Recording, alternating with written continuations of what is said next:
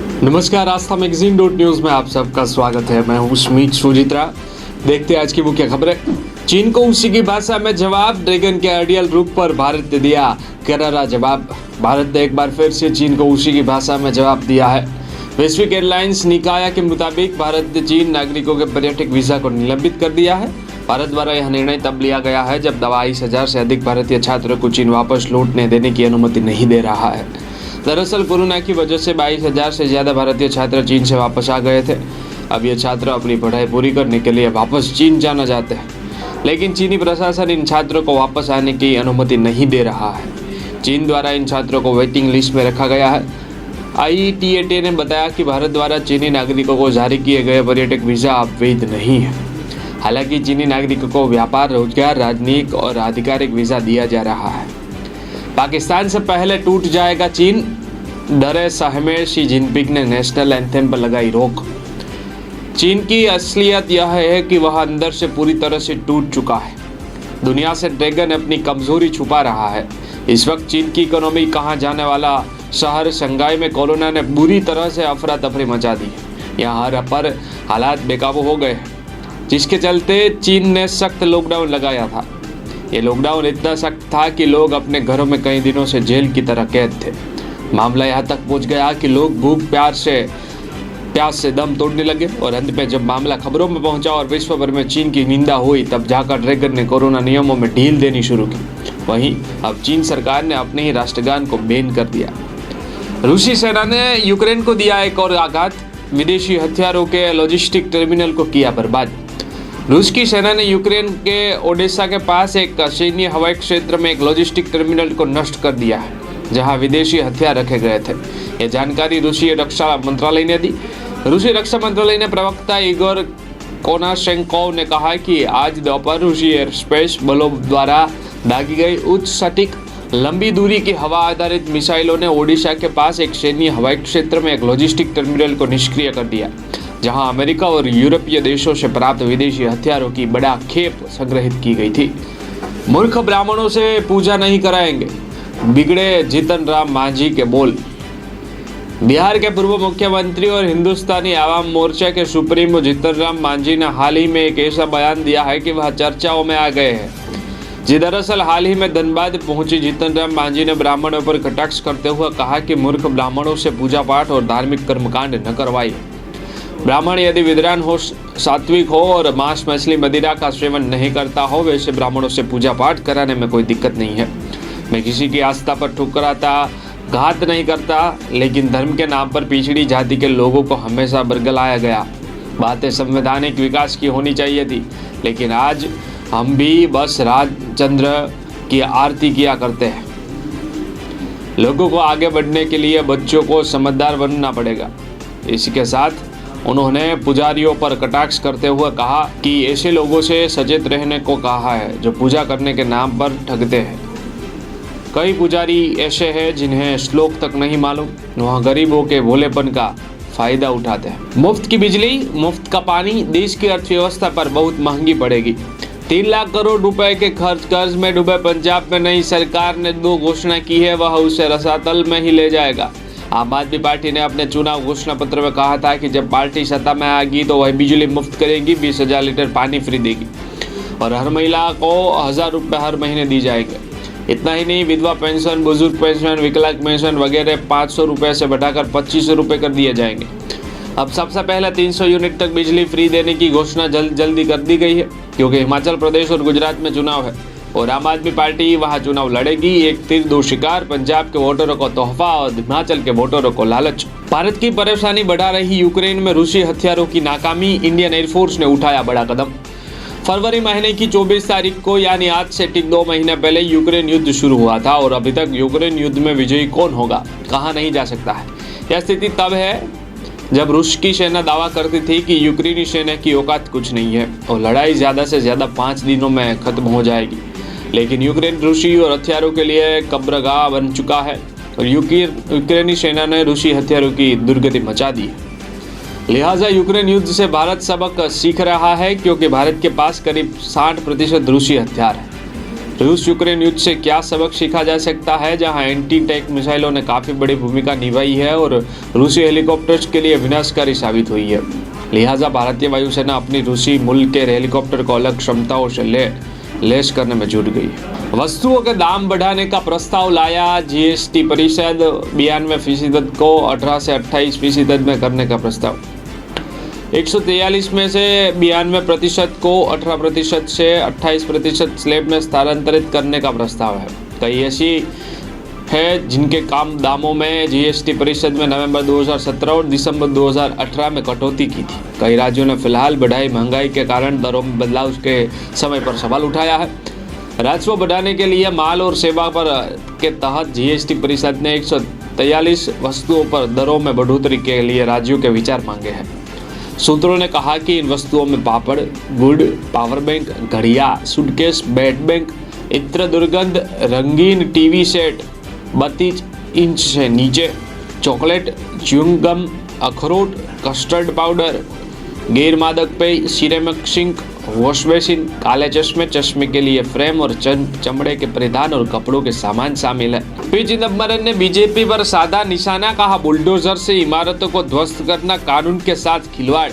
कांग्रेस के वरिष्ठ नेता एवं पूर्व केंद्रीय मंत्री पी चिदंबरम ने रविवार को कहा कि बुलडोजर के जरिए इमारतों को ध्वस्त करने की हालिया कार्रवाई कानून व्यवस्था के पूरी तरह से ध्वस्त हो जाने को प्रदर्शित करती है।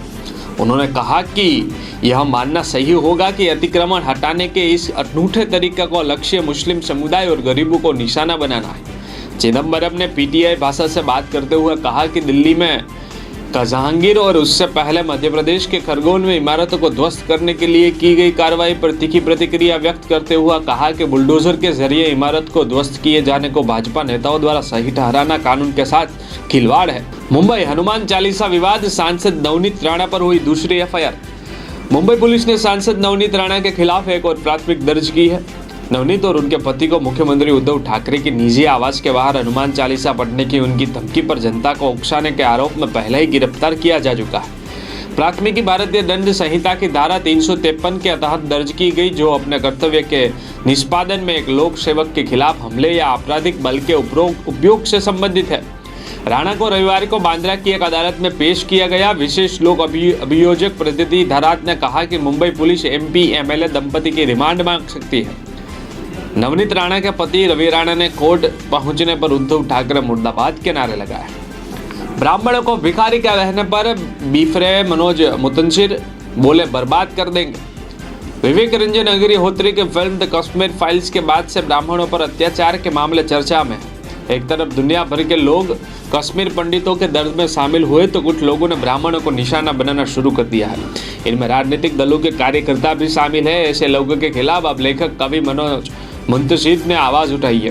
राष्ट्रीय जनता दल के सोशल मीडिया समन्वयक आकाश ने ट्विटर पर मनोज मुंतशिर पर कमेंट किया कि एक और बात दाएं हाथ का जहर उगलते हो और दूसरी ओर उर्दू टाइटल लगाकर शाहिर लुधियानवी की परछाइयाँ लगाते हुए यूट्यूब पर सब्सक्राइबर बढ़ाएंगे कि भीख मांगते हो। ये विवाद तब शुरू हुआ है जब देश भर में ब्राह्मण देव भगवान परशुराम जयंती मनाने की तैयारियां चल रही है। अर्थव्यवस्था का हिस्सा बना डिजिटल लेन देन, हर दिन हो रहा है 20,000 करोड़ का ट्रांजैक्शन। पीएम बोले कि डिजिटल इकोनॉमी में देश में एक बलतर कल्चर पैदा हो रहा है। गली नुक्कड़ की छोटी छोटी दुकानों में डिजिटल पेमेंट होने से उन्हें ज़्यादा से ज़्यादा ग्राहकों को सेवा देना आसान हो गया है। उन्हें अब खुले पैसों की भी दिक्कत नहीं होती। मन की बात में पीएम मोदी बोले कि बाबा साहब आम्बेडकर जी की जयंती पर प्रधानमंत्री संग्रहालय का लोकार्पण हुआ। प्रधानमंत्री नरेंद्र मोदी ने कहा कि पीएम संग्रहालय को लेकर सबसे अधिक पत्र आए। पीएम मोदी ने कहा कि देश आजकल संसाधनों और इंफ्रास्ट्रक्चर को दिव्यांगों के लिए सुलभ बनाने के लिए लगातार प्रयास कर रहा है। जो दिव्यांग कलाकार है उनके काम को दुनिया तक पहुंचाने के लिए भी एक इनोवेटिव शुरुआत की गई है। अनुच्छेद 370 हटने के बाद पहली बार जम्मू पहुंचे पीएम मोदी ने दी करोड़ों रुपयों के विकास कार्यों की सौगात। जम्मू कश्मीर में अनुच्छेद 370 और 35A ने निरस्त होने के बाद प्रधानमंत्री नरेंद्र मोदी जम्मू के अपने पहला दौर पर सांबा जिला में एक बड़ी जनसभा को संबोधित करते हुए पहुंचे। सांबा जिले के पल्लवी गांव में पीएम मोदी का जोरदार स्वागत किया गया।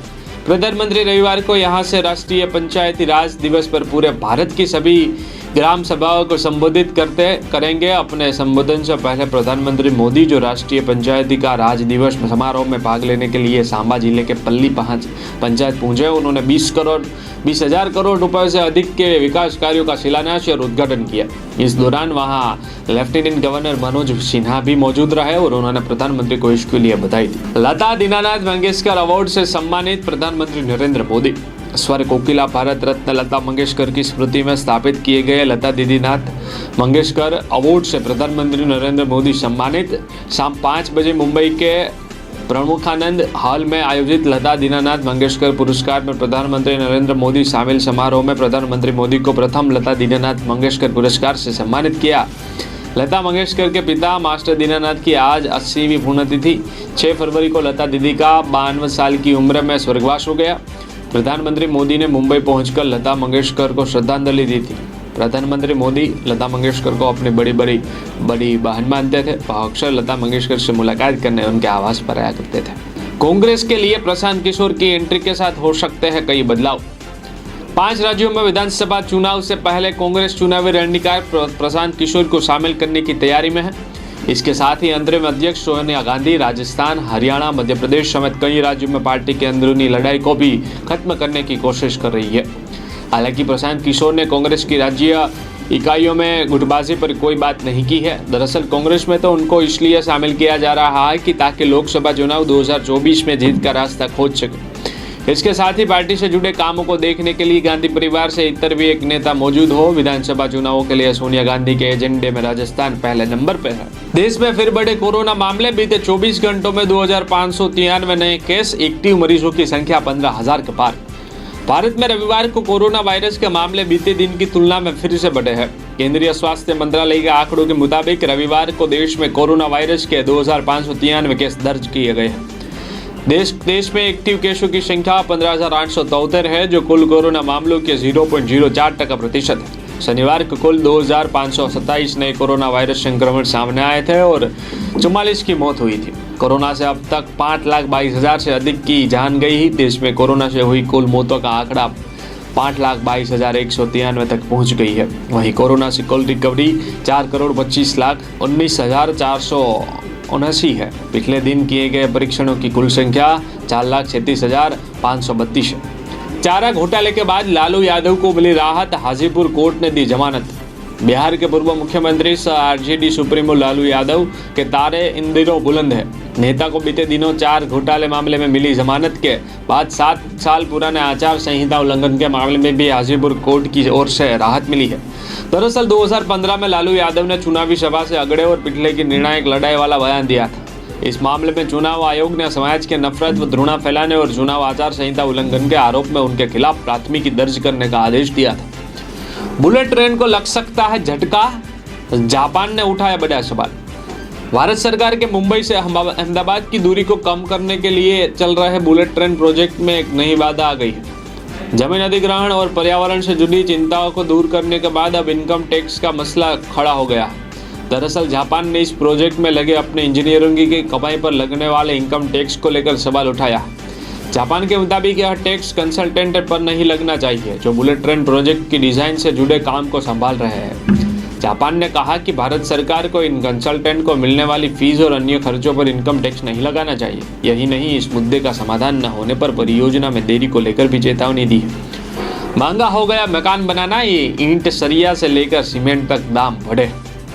निर्माण सामग्री की महंगाई आसमान छू रही है, इसलिए अब आम आदमी पार्टी का घर बनने का पूरा होना आसान नहीं। सरिया के दाम पिछले साल के मुकाबले सरिया सबसे महंगाई हुई है। ईंट के दामों में भी बढ़ोतरी होती जा रही है।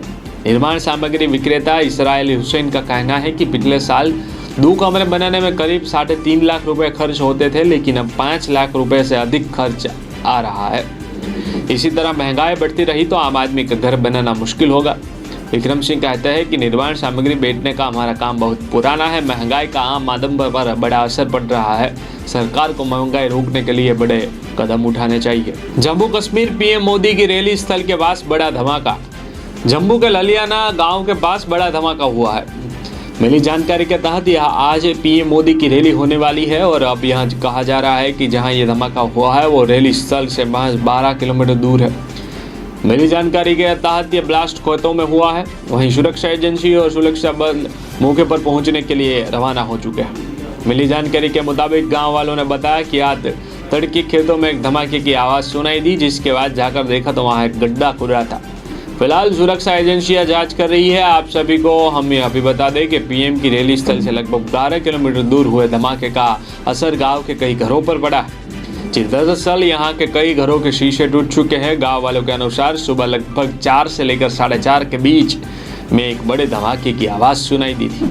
देश दुनिया के सभी समाचार देखने के लिए देखते रहे आस्था मैगजीन .न्यूज़। धन्यवाद। સંસ્કારોનું સિંચન કરતું પારિવારિક મેગેઝિન એટલે આસ્થા ગુજરાતી મેગેઝિન અને ડિજિટલ વેબ ન્યૂઝ પોર્ટલ. આસ્થા સમાચારોનું સચોટ માધ્યમ. વધારે માહિતી માટે વિઝિટ aasthamagazine.news.